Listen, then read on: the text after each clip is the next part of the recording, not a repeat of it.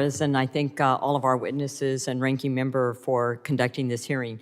Iowa, over the past 4 years, has passed election integrity laws, and each time we've passed a law, we've seen record numbers of people show up at the polls to vote or to vote absentee after an absentee ballot request. So we're finding that people's confidence in the election system does affect their willingness to turn out to vote. So it's an extraordinarily important topic. Secretary LaRose, you recently confronted the challenge of non-government entities, the Voter Participation Center and the Center for Voter Information, spreading election misinformation in your state. The duo sent false, unsolicited mailings and confused voters. How are you combating this threat to your state's election? Yeah, thank you so much, Congresswoman. The simple matter is that it's been done with information, getting accurate information out to the people of Ohio. But this concern first came to us from our county boards of elections in a bipartisan way. They were getting concerned phone calls from voters that said they were receiving multiple of these forms that were addressed to people that had not lived at that residence for many years or were deceased.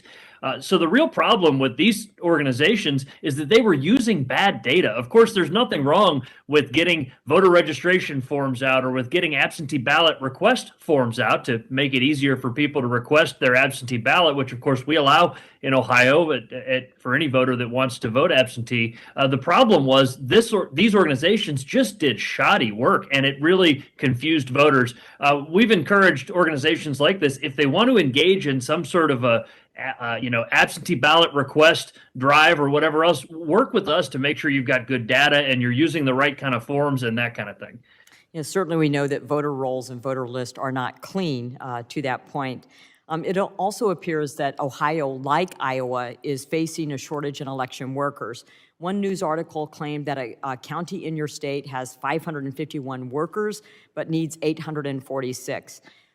Do you believe that this is a threat to your state's election integrity? And if so, what, if anything, can Congress or the federal government do to help states facing these challenges? Yeah, thank you. And to the last question, we work really hard at maintaining accurate voter lists. These groups were using lists from years ago, and that was part of the real problem. Poll worker recruitment, it's like hygiene, like brushing your teeth. We've got to do it every day, right? And so this is something we've really focused on. I'm happy to report that for this unusual August 2nd primary that Ohio has to hold for our state legislative races, we're actually seeing strong numbers of poll worker recruiting. We've implemented all of these creative programs where we've worked with barbershops and beauty salons and the lawyers in the state to get continuing education credit, other professionals like realtors and librarians as well. So we've really worked hard on poll worker recruitment. The fact is you can't open 4,000 polling locations across the state of Ohio unless you've got 40,000 poll workers to staff them.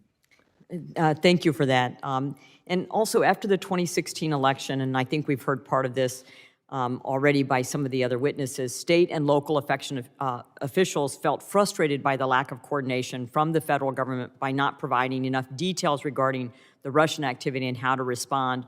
Learning from this, both CISA and the FBI changed their policies regarding incident notification and now notify chief state election officials when a cyber incident occurs in a locality in their state.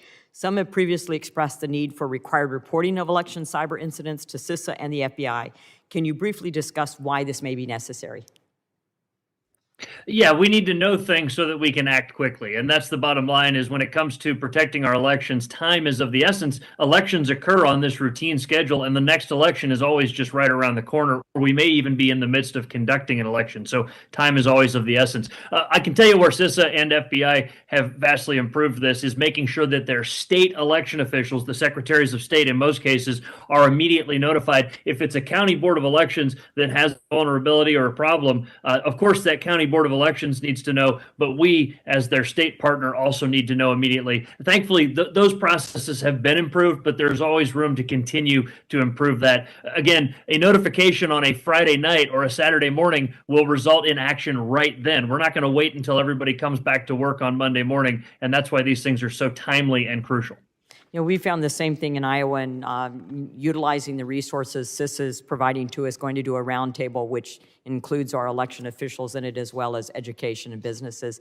Thank you so much for your testimony. Thank you, Chair Torres. I yield back my time.